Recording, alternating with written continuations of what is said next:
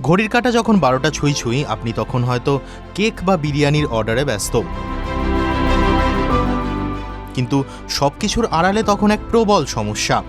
একদিকে রেকর্ড ভাঙা ব্যবসা যেমন হচ্ছে, অন্যদিকে তেমনই চলছে প্রতিবাদ। ভারতের গিগ ইকোনমি কি তবে এক অদৃশ্য যুদ্ধের মুখে? নিউ ইয়ার ইভে যখন জেপ্টো বা ব্লিঙ্কিটের মতো ডেলিভারি অ্যাপে অর্ডারের বন্যা, তখনই বেতন ও নিরাপত্তার দাবিতে সরব হলেন তাদের সঙ্গে যুক্ত ডেলিভারি পার্টনাররা।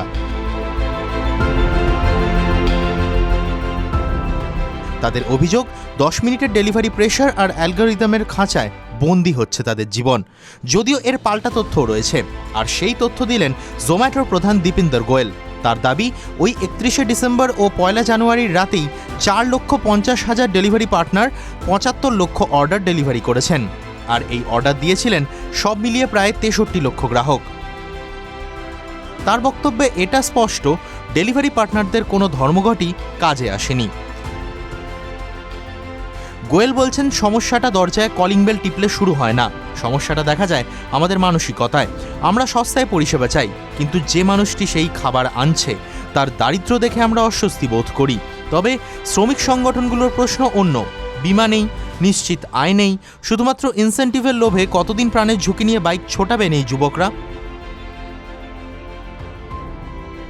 ভারতের বর্তমান প্রায় 80 লক্ষ গিগ ওয়ার্কার রয়েছেন। সরকারি নিয়ম আসার আগেই ব্যবসার বহর বাড়ছে। আগামী দিনে এই ইনস্ট্যান্ট আরামের মাসুল কে দেবে? আপনি কি ভেবে দেখেছেন আপনার 10 মিনিটের সুবিধার আড়ালে কত জীবনের ঝুঁকি রয়েছে?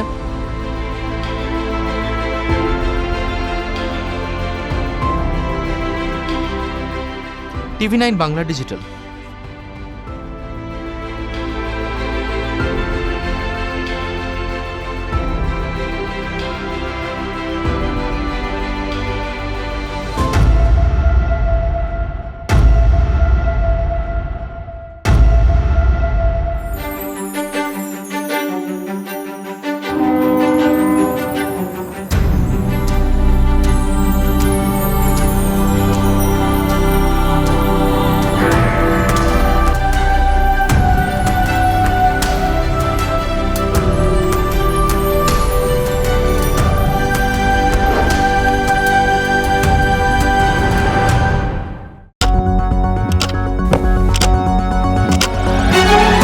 রাজনীতি শুধুই কি রাজার নীতি?